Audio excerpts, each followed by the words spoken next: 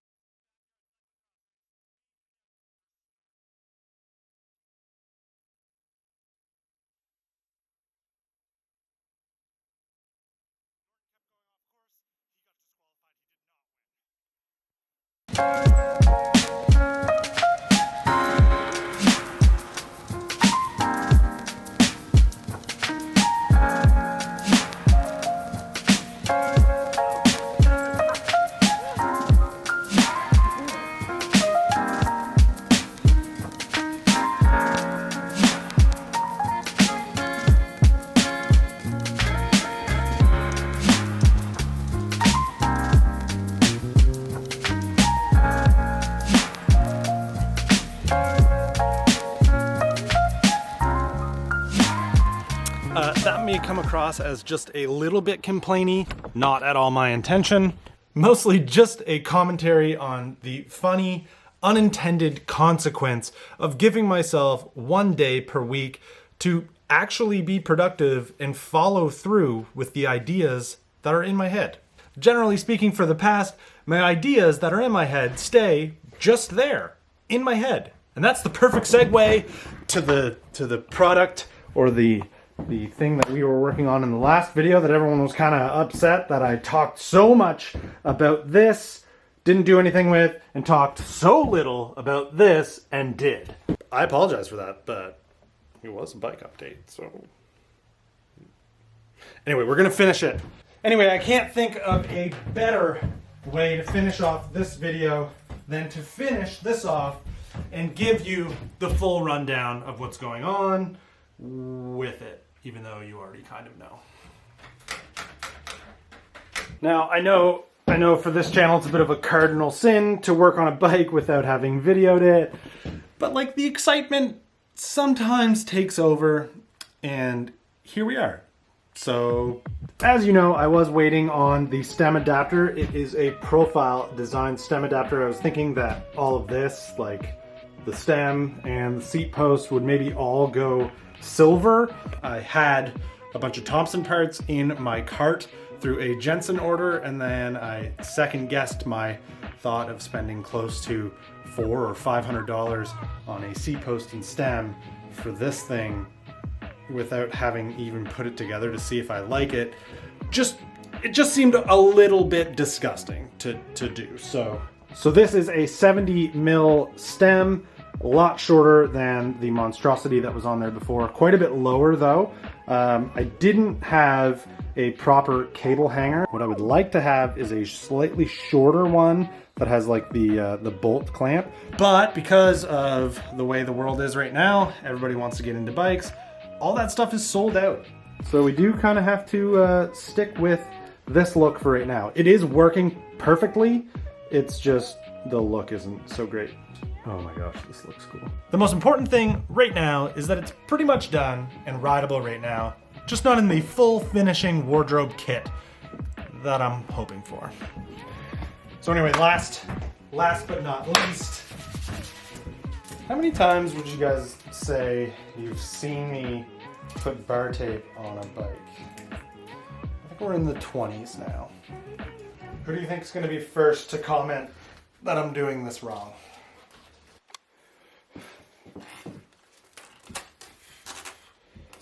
I just kind of realized that I've got Pro tape and handlebars with a SRAM lever on it, so there's a good possibility of compatibility issues. It's funny the amount of times that I have made the same video over and over and over again. And before one of the ACN podcast video live streams, Mike and I were talking about having original ideas or doing something different. And he sort of mentioned like, well, I already did this ride in a video, so I can't like do it again. And immediately in my head, I'm like, my entire YouTube channel has been the exact same 4 videos reproduced over and over and over again. Anyway, thick bar tape on, weirdly taped all the way to the stem. I don't know why, but I've been doing that a lot lately. There's just one last thing to do to this, and it involves that red thing right there. That isn't my toolbox.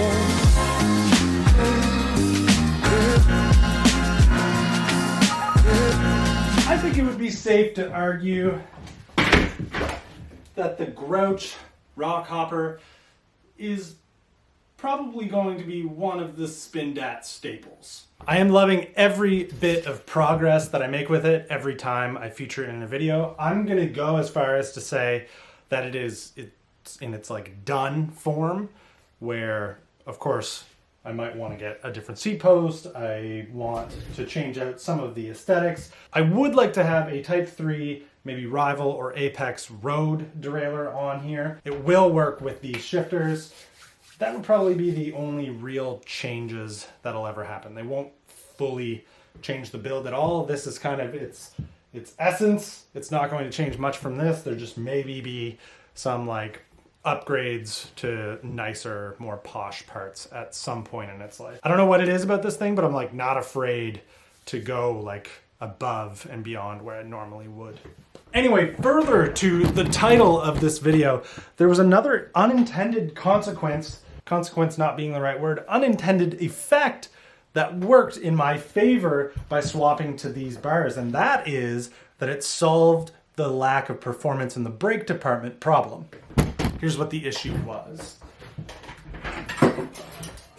With these traditional drop bars on, I had the lever like here, I don't know, somewhere around this area. And that left the lever about right here. I'm sure you can already tell what the problem is, but when you pulled it, it just came right to the bars. There was no leverage. There was nowhere to actually pull to. So you just pull to the bar and that was it. There's nowhere else really for it to go other than just sort of moderately, marginally slow you down. I knew there was more in the tank. I knew that they couldn't be performing that bad. So, even though it's dark out, I did get to go take it for a short little ride. This is locked.